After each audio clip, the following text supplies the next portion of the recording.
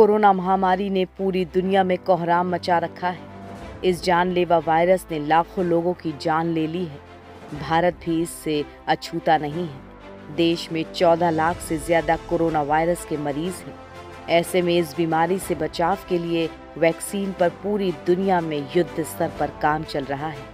कई वैक्सीन का ट्रायल तीसरे चरण में पहुंच चुका है। पूरी दुनिया में इस वक्त कोरोना वायरस के लिए 150 से अधिक वैक्सीन तैयार की जा रही हैं। ये अलग अलग डेवलपमेंटल फेज में हैं। इनमें से 23 ह्यूमन ट्रायल में पहुंच चुकी हैं। वैक्सीन की रेस में मॉडर्ना दूसरे नंबर पर है, जबकि पहले नंबर पर एस्ट्राजेनेका और ऑक्सफोर्ड यूनिवर्सिटी की विकसित की जा रही वैक्सीन है। वहीं तीसरे नंबर पर चीन की सिनोवैक्स की कैंडिडेट वैक्सीन है। दरअसल किसी भी महामारी को रोकने के लिए वैक्सीन बनाने का काम आसान नहीं है। ये एक लंबी और चरणबद्ध प्रक्रिया है। कोरोना महामारी के प्रकोप को देखते हुए दुनिया के कई देश वैक्सीन बनाने में जुटे हैं।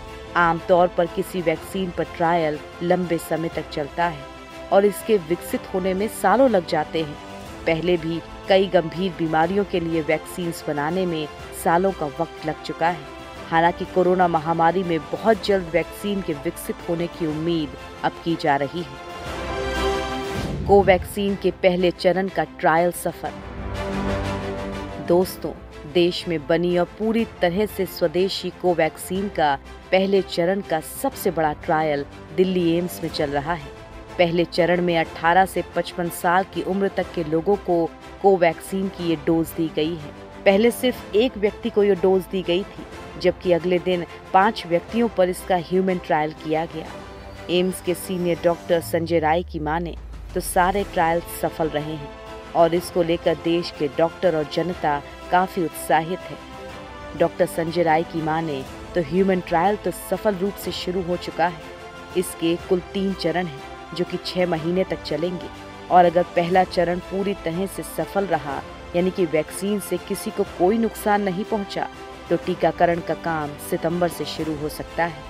वहीं कोवैक्सीन का ओडिशा के institute of medical sciences and SUM अस्पताल में भी ट्रायल शुरू हो गया है। दिल्ली के अलावा रोहतक पीजीआई में भी जिन लोगों को कोवैक्सीन की डोज दी गई थी, उन लोगों में भी कोई साइड इफेक्ट्स नहीं देखने को मिले, जिसको देखकर लग रहा है कि इस वैक्सीन का काम सही दिशा में चल रहा है।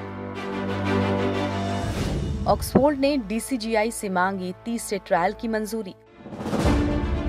ऑक्सफोर्ड यूनिवर्सिटी और एस्ट्राजेनेका ने भारत में वैक्सीन के तीसरे चरण के ट्रायल के लिए अनुमति मांगी है। सीरम इंस्टीट्यूट ने डीसीजीआई में वैक्सीन के तीसरे ट्रायल की मंजूरी के लिए आवेदन किया है। दरअसल ऑक्सफोर्ड ने वैक्सीन की डोज बनाने के लिए भारत की सीरम कंपनी से करार किया है। भारत में वैक्सीन के ट्रायल भी इसी कंपनी के जिम्मे है। कंपनी ने इस वैक्सीन के तीसरे चरण के ह्यूमन टेस्ट के लिए देश में 5 जगहों का चयन किया है। जगहों के चयन के बाद परीक्षण की पूरी तैयारी कर ली गई है। इस चरण में हजारों लोगों पर इस वैक्सीन का परीक्षण होगा। दरअसल वैक्सीन की रेस में ऑक्सफोर्ड की वैक्सीन भी शामिल है। माना जा रहा है कि इस साल के अंत तक इस वैक्सीन को बाजार में उतार दिया जाएगा। बीसीजी के टीके के तीसरे चरण के ट्रायल की तैयारी। वहीं serum institute of India BCG के टीके के तीसरे चरण का क्लिनिकल परीक्षण करने की तैयारी कर रहा है।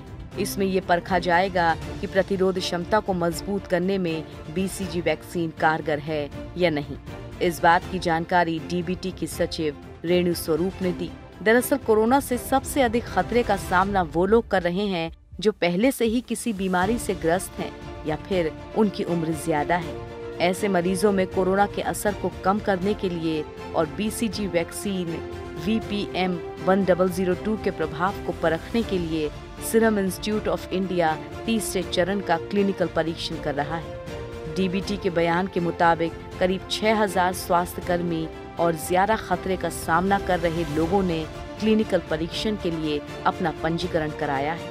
इस परीक्षण में पता लगाया जाएगा कि क्या कोरोना के खिलाफ प्रतिरोध क्षमता को मजबूत करने में बीसीजी वैक्सीन कारगर है या नहीं। मॉडर्ना की वैक्सीन के आखिरी चरण का ट्रायल शुरू। अमेरिका की मॉडर्ना कंपनी की वैक्सीन का आखिरी चरण का सबसे बड़ा ट्रायल शुरू हो गया है। इस आखिरी चरण में करीब 30,000 लोगों को वैक्सीन की डोज दी गई है। सही मायनों में देखा जाए तो दुनिया में अभी तक का ये सबसे बड़ा कोरोना वैक्सीन का ट्रायल है। ये वैक्सीन उन चुनिंदा कैंडिडेट्स में से हैं जो कोरोना वायरस से लड़ने की रेस में आखिरी चरण में हैं। नेशनल इंस्टीट्यूट ऑफ हेल्थ और मॉडर्ना इंक की बनाई एक्सपेरिमेंटल वैक्सीन वायरस से बचाव कर पाएगी, इसकी फिलहाल कोई गारंटी नहीं है, इसीलिए ये स्टडी की जा रही है। दरअसल अमेरिका चाहता है कि देश में इस्तेमाल होने वाली वैक्सीन का टेस्ट वो खुद करे।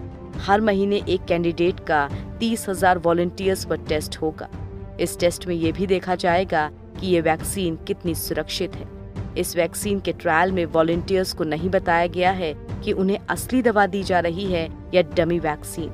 2 डोज देने के बाद उन्हें मॉनिटर किया जाएगा और देखा जाएगा कि कौन से ग्रुप को इन्फेक्शन होता है। ये स्टडी ऐसे इलाकों में की गई है जहां अभी भी वायरस तेजी के साथ फैल रहा है।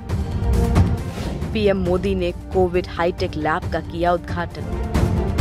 पीएम नरेंद्र मोदी ने वीडियो कॉन्फ्रेंसिंग के जरिए नोएडा, कोलकाता और मुंबई में आईसीएमआर की 3 नई हाईटेक लैब्स का उद्घाटन किया।